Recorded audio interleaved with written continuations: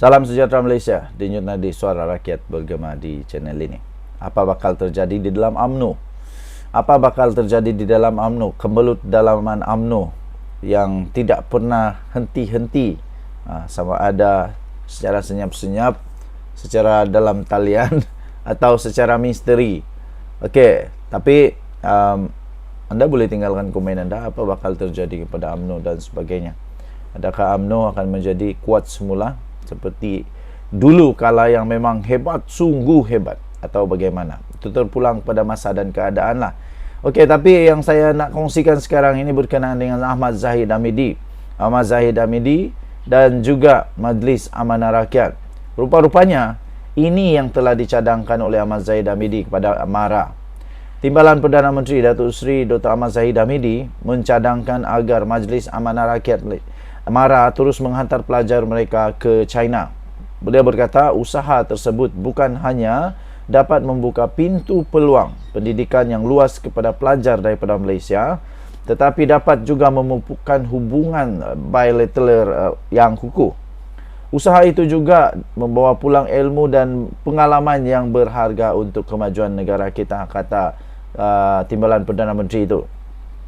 Beliau juga berkata semoga setiap usaha dan ikhtiar kita dapat dijayakan dengan sebaiknya, insya-Allah. Tulis beliau di Facebook rasmi beliau pada hari ini. MARA adalah sebuah agensi di bawah Kementerian Kemajuan Desa dan Wilayah KKDW yang dikemudi oleh Ahmad Zahid Hamidi sendiri selaku menterinya. Terdahulu, Timbalan Perdana Menteri ini, iaitu Ahmad Zahid Hamidi ini, telah meluangkan masa untuk menghadiri majlis ramah mesra bersama komuniti dan pelajar Malaysia di Shanghai, di negara China. Pada majlis tersebut, beliau menzahirkan rasa gembira kerana dapat bertemu mereka yang menjadi jambatan budaya dan membawa hubungan antara Malaysia dengan masyarakat tempatan. Beliau juga berkata, saya turut menitipkan nasihat kepada pelajar-pelajar agar study hard dan study smart dan ambillah peluang ini untuk memperkayakan diri dengan ilmu dan teknologi terkini serta nilai-nilai baik yang terdapat di sini, ujar beliau lagi.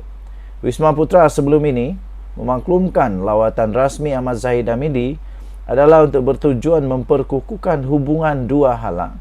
Selain beliau dijangka meneroka peluang kerjasama, terutama dalam bidang pendidikan, memfokuskan kepada pendidikan dan latihan teknikal dan vocational TVET dan pembangunan industri halal serta pertukaran antara rakyat.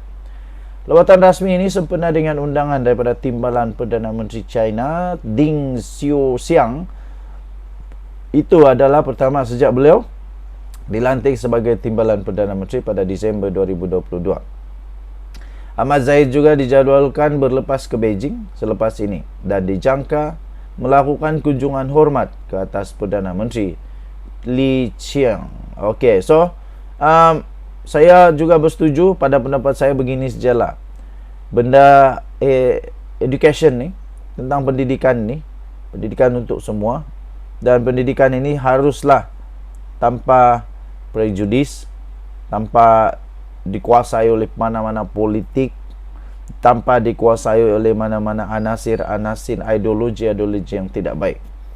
Jadi pada hemat saya, betul lah apa yang dikatakan oleh Ahmad Zahid Hamidi bahawa usaha untuk terus menghantar rakyat Malaysia, pelajar-pelajar Malaysia untuk terus belajar di universiti, di college, di tempat pendidikan vocasional di China harus diteruskan kerana banyak ilmu yang mereka boleh dapat. Okey, tahniah diucapkan denyut nadi suara rakyat bergema di channel ini. Jangan lupa tekan butang subscribe, like dan share. Bye-bye. Salam sejahtera Malaysia, denyut nadi suara rakyat terus bergema di channel ini. Tuan-tuan dan puan-puan yang dihormati sekalian, politik Malaysia sekarang memang agak cacah merubah, memang agak kucar kacir, memang agak membingungkan, terutamanya parti-parti daripada pembangkang yang bagi saya memang agak memeningkan sekarang kerana mereka perlu membuat keputusan yang tepat untuk keterusan, untuk survival parti mereka lah. Terutama di dalam Perikatan Nasional, memang PAS dan Bersatu, saya fikir mereka perlu berwaspada supaya tidak menyakiti di antara satu sama yang lain, di antara PAS dan sebagainya. Okey, terbaru antara berita yang mendapat tempat ialah mengenai dengan pilihan raya kecil yang hampir sah dilihat oleh ramai penganalisis politik, dilihat oleh ramai orang-orang politik di Malaysia bahawa benda ni hampir sudah sah bahawa akan ada pilihan raya kecil. Persoalannya ialah siapa yang menjadi wakil di dalam pilihan raya tersebut. Adakah PAS mahu untuk mengambil alih semua? Adakah PAS akan ambil semua kerusi untuk dipertandingkan itu, dia rampas semua daripada Bersatu atau bagaimana? Sebab kalau dia ambil semua kerusi daripada Bersatu, ini menunjukkan bahawa PAS sebenarnya sudah tidak percaya lagi dengan Bersatu. Itu menurut pandangan daripada Luqman Nur Adam, dan saya pun fikir begitu juga. Ini akan menunjukkan state of mind. State of mind ini maksudnya bagaimana PAS sedang melihat Bersatu itu sendiri. Adakah Bersatu masih ada harapan di hati PAS atau sebenarnya sudah tidak ada harapan lagi? Mereka tidak percaya lagi kepada Bersatu untuk dapat menang dan sebagainya. Pada masa yang sama, kalau PAS sudah tidak percaya lagi dengan Bersatu, pada hemat saya sudah tidak ada lagi harapan. Sudah tidak ada harapan lagi di dalam UMNO untuk Bersatu untuk terus menjadi rakan kongsi di dalam Perikatan Nasional. Sebab kalau PAS boleh menang semua 8 kerusi, 7 kerusi, 6 kerusi, 7 kerusi ni, 6 MP dan 1 adun. Kalau semua diorang menang, PAS akan dapat keyakinan, dapat disedarkan bahawa mereka sebenarnya boleh menang tanpa Bersatu. Apalagi kalau Bersatu pula tidak memberikan kerjasama di dalam kempen dan sebagainya, dan menang juga, dan tiba-tiba kalaulah PAS menang juga, ini akan trigger reality, trigger keyakinan mereka bahawa mereka boleh stand, boleh berdiri sendiri, boleh mereka boleh selamat menang sendiri tanpa Bersatu. Ini akan trigger satu perkara, iaitu Perikatan Nasional tidak pun relevan sangat untuk menjadi pembangkang yang kuat. Hanya perlu PAS saja. Dah sudah cukup kuat. Mungkin begitu. Okey, mungkin begitu. Jadi, apa pendapat anda? Sebenarnya Bersatu masih lagi adakah harapan bersama dengan PAS atau memang sudah tidak ada harapan lagi? Muhyiddin Yassin nampaknya pada hemat saya memang betul-betul peratusan peluang dia untuk menjadi Perdana Menteri semakin kelam, semakin kelam, kerana Bersatu pun pernah mengumumkan mereka pun masih lagi bersetuju bahawa Muhyiddin sebagai Presiden untuk Perikatan Nasional, pengerusi untuk Perikatan Nasional masih lagi sebagai calon Perdana Menteri.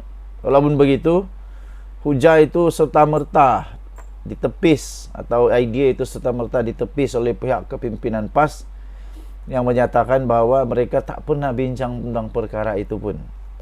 Ini menyatakan bahawa seperti mana yang PAS pernah umumkan pada ketika pilihan raya kecil dulu, mereka pun ada Ahmad Samsuri sebagai calon. Jadi saya fikir tidak ada harapan juga untuk Muhyiddin Yassin jadi Perdana Menteri semula. Dan selagi Muhyiddin Yassin masih menjadi calon Perdana Menteri, pada pendapat saya mungkin Bersatu sukar untuk menawan semula apa yang mereka pernah tawan. Mungkin lebih baik Azmin Ali jadi Perdana Menteri. Mungkin lebih baik Hamzah Zainuddin jadi Perdana Menteri.